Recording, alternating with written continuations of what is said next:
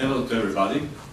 We are Photo Tigers team, and our team has also developed an application for organizing our photo gallery.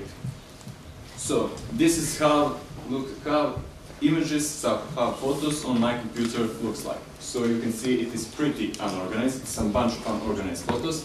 So we should really do something about that. I suppose that on your computers it's the same situation. So let's try to do something with them. Let's try to order them in some way.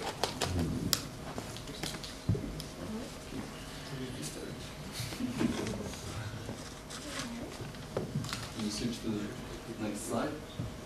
So, of course, for solving that task, we were using neural networks. And our research consisted of 3 different steps. At first steps, we tried to use some existing neural networks, some trained models that can categorize photos to some general categories, like cats, dogs, cars, bikes. Then we tried, second step was we tried to change that model to do transfer learning.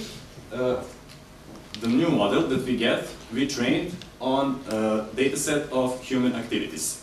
And then, in the end, we tried to find groups of similar photos. We tried to cluster photos using feature maps, so we can do searching by image. We can give one photo as an input and get several similar photos from our photo gallery.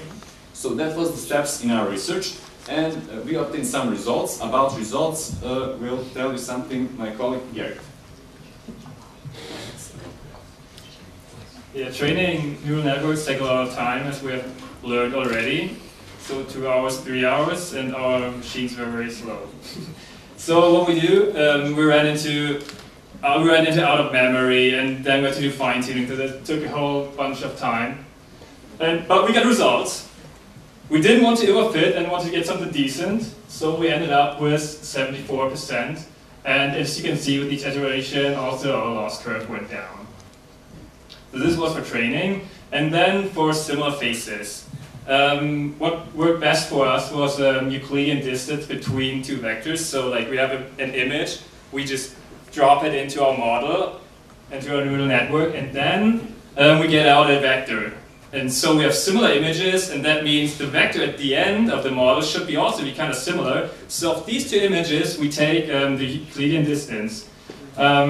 So here you see, maybe you have like 100 images in your gallery, and you compare them in this like nice little matrix. And as you can see, as compared to the other team, our gallery was quite diverse. Let's take, for example, okay.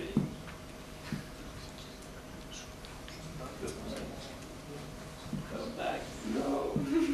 No. Okay, we got it. All right. This is the right button. Yes. Let's take image 20 and image 40, and you get up here. You might not see it, but I have pretty good vision, so I can tell you. This is like around 1, and there's low distance between those images. That means we, as the programmers, we tell you this is very good. These images are similar. So like this is how it works, like the other team showed you, but we want to actually show you like how the program worked and get you some real results. Please play the video. So now you can take a look at our prototype.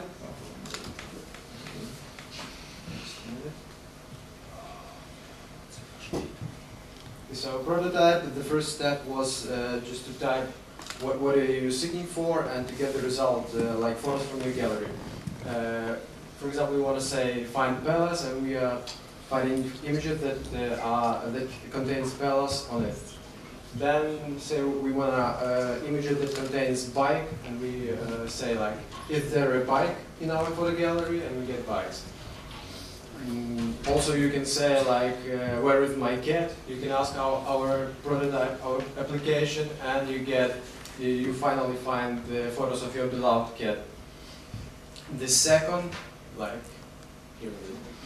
the second step was to train model on human activities and to get the photos categorized by human activities. For example, you type exercises and you get the photos of exercises or other human activities. And this is the sample of it.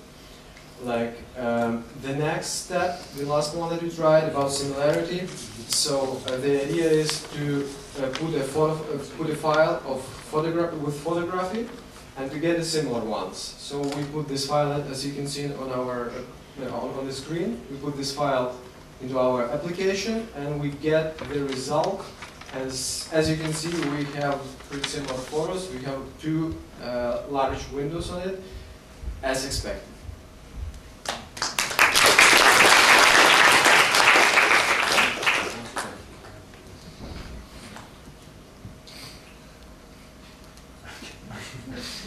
So that's all. We want to say a big thank you to our supervisor, Sasha Baev, and to Viv Summer School. That's a huge level of practice experience. And if you want to see the result of our work, there's our GitHub. So follow and thank all for attention.